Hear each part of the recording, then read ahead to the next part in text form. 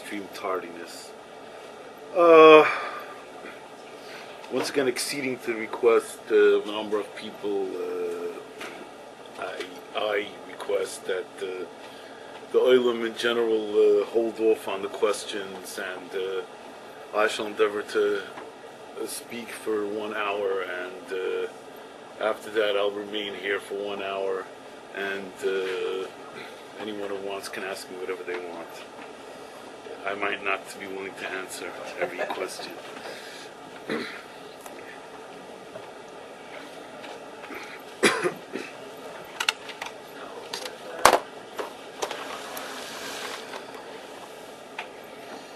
A friend of mine recently brought to my attention that a noted contemporary scientist made the following comment.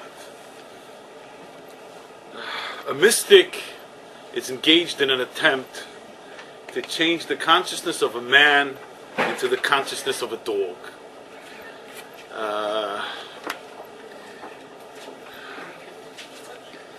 That's a caustic comment about mysticism. The point is understandable enough. What does a mystic want on the face of it? He wants to experience the great oneness, to escape from the limitations of individuality. But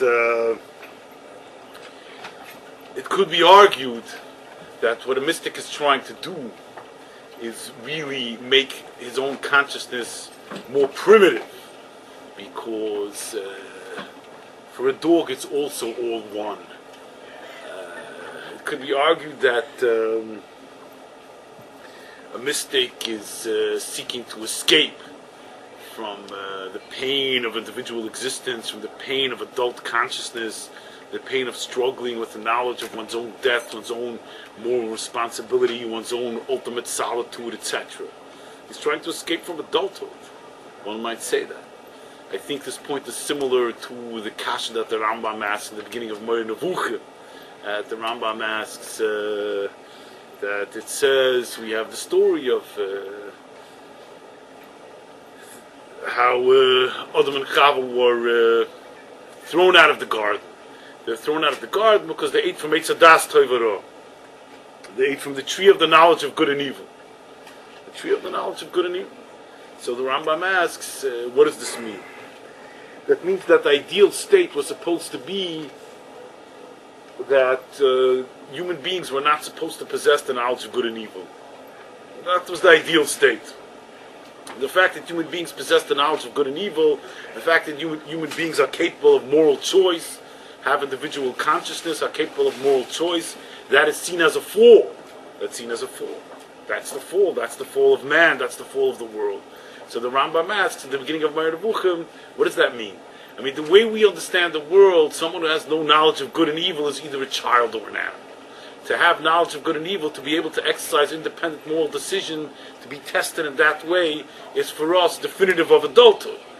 It's definitive of mental and emotional development. How can it be that the ideal state was that human beings should live without consciousness of good and evil? And that consciousness of good and evil, human beings being enabled to make moral choices, is seen as a fall. How can that be? How can that be? The Rambam asked that kasha in the beginning of Moed Nevuchim. How are we supposed to understand that? And the Rambam answers what he answers. But I think that the point is easily enough understood. That the whole enterprise of mystical searching is not without its problematicity. The whole enterprise of mystical searching, the mystical quest, can easily be attacked. Can easily be attacked as ultimately something primitive, as ultimately a desire to escape from adult life. It's all one for a dog too.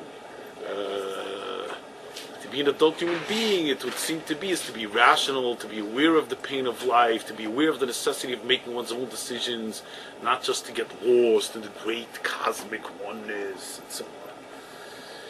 So I once saw a shtickle from Reb Tzaddik. Reb Tzaddik says that the Gemara says that the pasuk says that Leikom Yisrael Navi K'Moshe, that there was never in Klal Yisrael a Navi like Moshe Rabbeinu.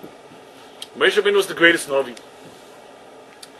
a lot of Nevi'im, prophets, all the prophets, but there was never another prophet who prophesied on that level, the level of Moshe Rabbeinu, who spoke to HaKadosh Baruch Hu panim al panim. He spoke to HaKadosh Baruch Hu face to face.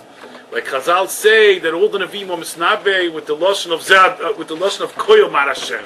All the Nevi'im are misnabe, they prophesied with the language, using the language, expressing the language of their prophecy with koyel mar Hashem. God said like this. But Moshe Rabbeinu was misnabe, prophesied with the lashon of zeh hadover. This is the thing. Koi, they say koi is like chafadimyan. Koi is like chafadimyan. Chafadimyan in Hebrew means when you say ke at the beginning of a word, that prefix, use that prefix a chaf at the beginning of a word, or koi, it means that it indicates similarity. This is similar to that. It's something like this. So koyel mar Hashem, the older Nevi'im Misnabe, it's koyel mar Hashem. They said that the word of God is, so to speak, is something similar to what I'm saying. The idea being, like Chazal say, that all the Nevi'im were mistakel bas baklari she'ein amida. Moshe Rabbeinu was mistakel bas baklari amida. That all the Nevi'im, they gazed upon a glass, so to speak, through a glass, which does not give total light, somewhat dim. Moshe Rabbeinu was mistakel bas baklari amida. Moshe Rabbeinu was mistakel, he gazed through a clear glass, so to speak, without any obstruction. So, the idea is often explained this way, that we know that Chazal say that Moshe Rabbeinu was Michatziu l'mayla lekim, that he was, so to speak, the idea is expressed in these words, it's hard to say exactly what it means, but it says that he was only from halfway down was a human being, Michatziu l'mayla lekim, from half his body and up, he was already God. In other words, the idea seems to be that Moshe Rabbeinu was in such a high madrega of bittul, that Moshe Rabbeinu was mavatal himself, nullified his individual consciousness to such a tremendous extent, to a total extent. He nullified his individual consciousness to such an extent that he was simply a conduit for the divine light, that he was simply a conduit for the word of God. There was no obstruction, there was no chatzitza. In the case of all Nevi'im, even if a Navi was zoicha to revelation, even if a Navi was zoicha to revelation and the revelation of God was upon him, the inspiration was upon him, but whatever was revealed to him from on high, in terms of the message that was communicated, whatever was revealed to the Navi from on high, it was filtered through his individual consciousness. It was filtered through the individual consciousness of the Navi. So there's a certain coloration. There's a certain coloration and a certain specific quality that was given to the Nevuah because of the personality of that Navi. You couldn't say in any case, although it was indeed the revelation of God, but you couldn't say that it was the pure divine revelation. The divine revelation was filtered through the individual consciousness, the individual personality of the Navi, and was communicated to Klal Yisrael in that way. We find even Lamashal, interestingly, it says in Sefer Malachim, before the Churban, that when they saw that there was sorrow, so it says that they went to look to get a Nevuah from Chulda Hanaviyah. From Chulda, she was a woman, she was a Neviah, a prophetess. And it says they went to get a Nevuah from Chulda Hanaviyah because Nashim are Rachmoniyos, because women have Rachmonis. So what does it mean that they went to get a Nevuah from Chulda Hanaviyah because Nashim are Rachmoniyos, because women have Rachmonis, women are merciful? The idea is that the Navi is just supposed to communicate what the one above is telling him. So what's the difference which Navi it is? The Navi only accesses what God tells him. So apparently there is an idea that the Nevuah is filtered through the consciousness of the Navi, and it can, the way the Nevuah comes down and the way the revelation comes down can differ in accordance with whom the Navi is. If the personality of the Navi is more merciful, it could be that the Nevuah will be expressed in a more merciful way. If the personality of the Navi is more merciful, it could be that the Nevuah will be expressed in a more merciful way. We said Moses still had it in a personal way, but it was preordained from the beginning of creation that it was going to be him to do that goal. No, I'm not saying that. I'm coming to the point. And the point I'm coming to is that they learned that by Moshe Rabbeinu was Zeh Hadover.